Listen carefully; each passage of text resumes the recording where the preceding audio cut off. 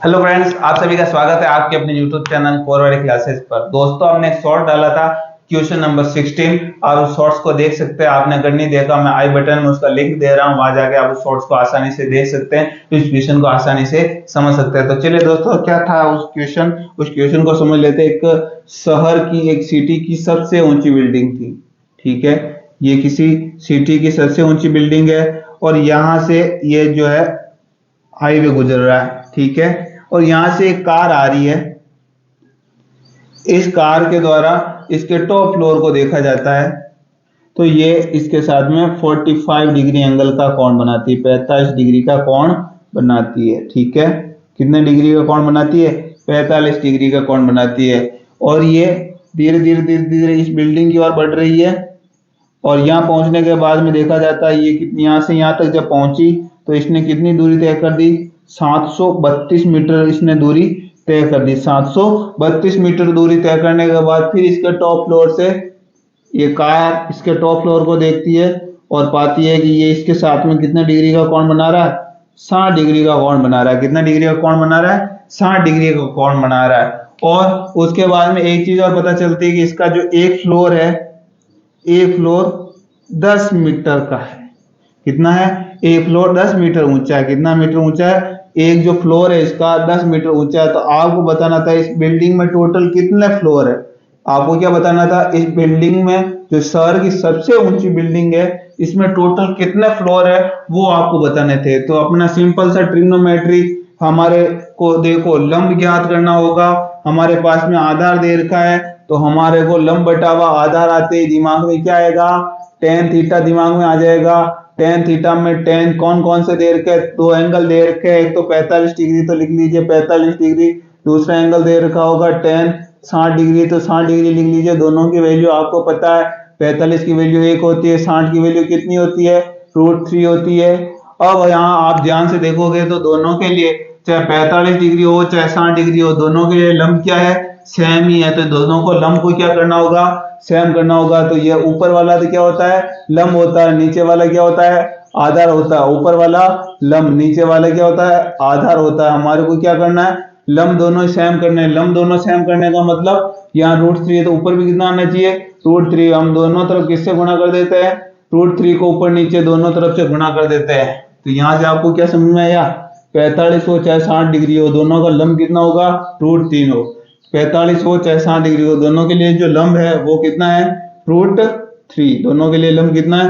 √3। अब आप आधार अगर देखेंगे, आधार अगर ध्यान से देखोगे आप, तो आधार देखिए टेन 45, इसके लिए आधार कितना होगा? √3। यानी यहां से यहां तक की जो टोटल दूरी है वो कितनी होगी? √3 होगी।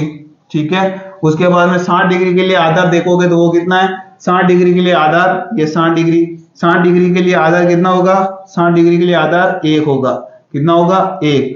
और यहां से 45 डिग्री के लिए आधार कितना होगा? 45 डिग्री के लिए अगर हम आधार देखना चाहे तो कितना होगा?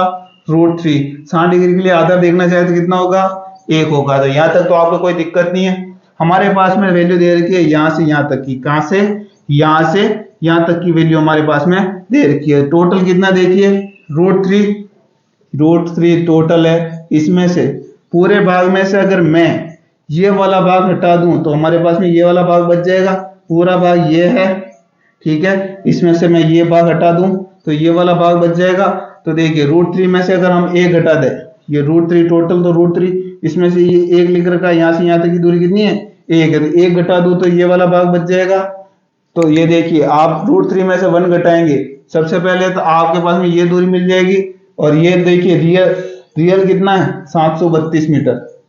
732 मीटर दे रखा है। जो अपने को नीचे क्या लिखना है रेशियो में, अगर आपने हमारा पुराना अगर ट्रिग्नोमेट्री वाला वीडियो आप कंटिन्यू देख रहे हैं तो आपके दिमाग में आ जाएगा कि फॉर्मूला है रियल बटा हुआ रेशियो इनटू फाइंड, जो ज्ञात करना है, ये आपके दिमाग में आ जाएगा। तो रियल क्या है? 732। ये हमने 732 लिख लिया। ठीक है, 732 लिखने के बाद में इसका रेशियो, रेशियो क्या है? √3 में से 1 को घटा दिया तो ये वाला रेशियो मिल जाएगा। कितना हो जाएगा? √3 माइनस 1, यानी पूरे में से इस भाग को हटा दिया तो ये वाला भाग बच गया। ये रेशियो के बराबर इनटू हमें क्या ज्ञात करना है? आपको सर ज्ञात करना है ये बिल्डिंग की ऊंचाई कितनी है। बिल्डिंग की ऊंचाई यानी किससे मल्टीप्लाई करना होगा? इस √3 के रेशियो से मल्टीप्लाई करना होगा। इसको किससे मल्टीप्लाई कर देंगे?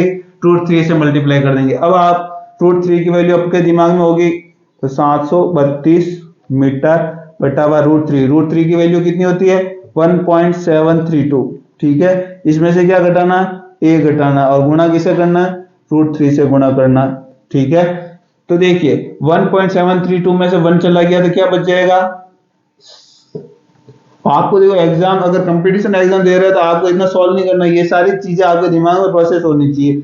1 में से 1 चला गया तो कितना बच गया 0.732 बच जाएगा, और ऊपर कितना है रूट 3 है, तो रूट 3 से इसको क्या कर देना है, मल्टीप्लाई कर देना है। क्या कर देना है, रूट 3 से इसको मल्टीप्लाई कर देना है। अब आप इसको हटाओगे तो कितने जीरो आ जाएंगे ऊपर, 1 2 3 जीरो आ जाएंगे। कितने जीरो आ जाएंगे, 1 2 3 जीरो आ जाएंगे। अगर इससे तो ये पूरा कट जाएगा और आपके क्या बचेगा रूट 3 की वैल्यू आपके दिमाग में होना चाहिए, कितनी होती है, रूट 3 की वैल्यू होती है 1.732, और इस तरफ क्या है 1000, कितना है 1000 है, तो ये 1000 से ये वाले 3 पॉइंट ये तीनों हट जाएंगे, क्योंकि पॉइंट हटाऊंगा तो नीचे कितना आएगा 1000, 1000 से 1000 कट गया तो 1732 मीटर इसकी क्या हो जाएगी, ऊंचाई आ जाएगी। कितनी आ जाएगी 1732 मीटर इसकी क्या हो जाएगी, ऊंचाई हो जाएगी। टोटल कितनी होगी 1732 मीटर इसकी क्या हो जाएगी, ऊंचाई हो जाएगी, और ये ऊंचाई है 1732 मीटर। इसमें से देखिए आप हम ले लेते हैं 1730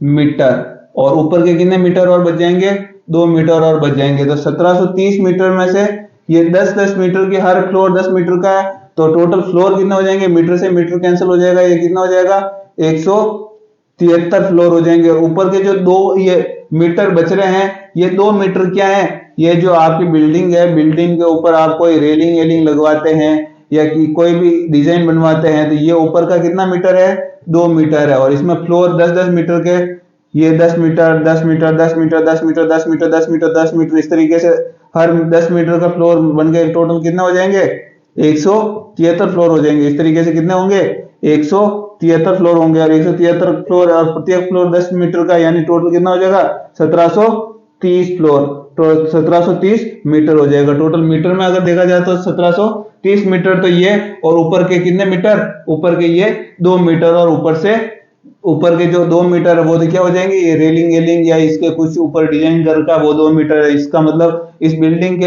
अंदर फ्लोर कितने हैं, टोटल फ्लोर हो जाएंगे 173। कितने फ्लोर हो जाएंगे 173, तो क्या हो जाएंगे फ्लोर हो जाएंगे। इस तरीके से इसका सॉल्यूशन है।